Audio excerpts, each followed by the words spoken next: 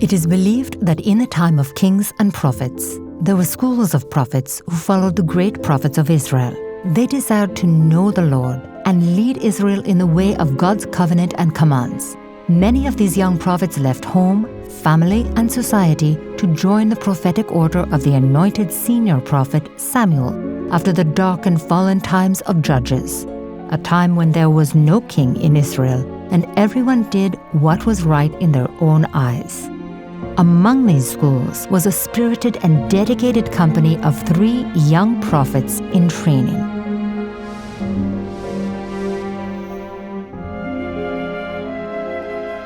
Those words seem familiar. They ought to. They are the words of senior prophet Samuel. Are you sure? It's written like a poem, not like something someone just says. I've studied the prophecies of old and stories of kings told many times, and heeding or obeying God's word is a common theme among some prophets.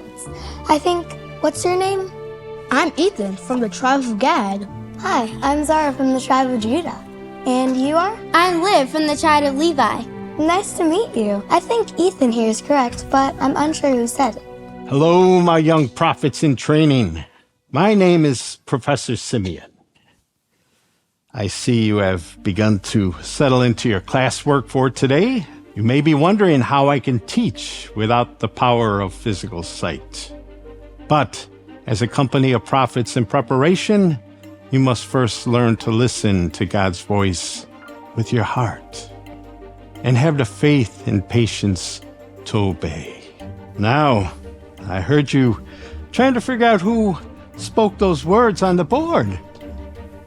Liv. Yes, Professor. Ethan had a strong start. We think it comes from one of the accounts during the times of kings and prophets. Ah, yes, Liv. Ethan, why don't you begin our reading today from the scroll of Samuel? I would love to, Professor Simeon.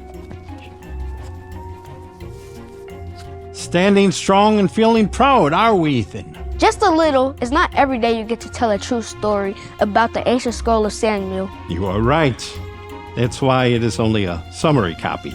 God rescued his people from slavery in Egypt and brought them into the land that was promised to them.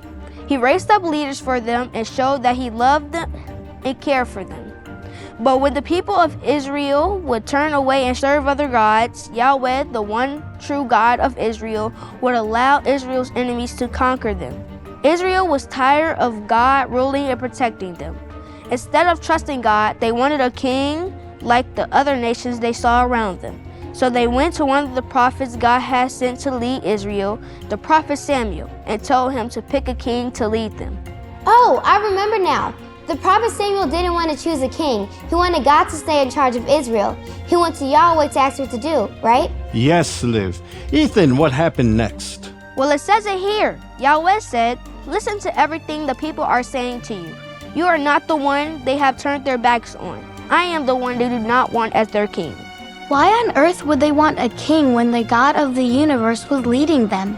Kings make people pay taxes and make them work hard for them, just like the king of Egypt, Pharaoh, had done. Didn't they remember that? Apparently not. And God gave them exactly what they wanted. What they thought they wanted. God showed Samuel the man who would be king over Israel. His name was Saul. He was tall and handsome. Everyone thought he would be a great leader. But when Samuel went to introduce Saul to the tribes of Israel, Saul was hiding among the supplies. Oh, that's right.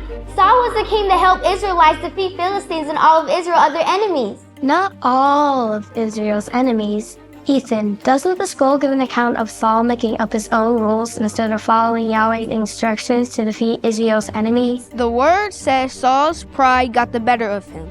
Instead of waiting for the prophet Samuel, who often heard from God, Saul started to do things for himself. Saul became impatient and disobeyed Yahweh. His heart had turned away from God. Samuel went to Saul and asked him why he hadn't obeyed God. Saul made up excuses, saying he wanted to give God a good sacrifice, killing the best animals they had taken away from their enemies as a gift to Yahweh. Samuel! The words are Samuel's. Samuel said, "What pleases the Lord more, burnt offerings and sacrifices, or obeying the Lord? It is better to obey than to offer a sacrifice." Eventually, King Saul ran out of chances, and God decided Saul would no longer be king.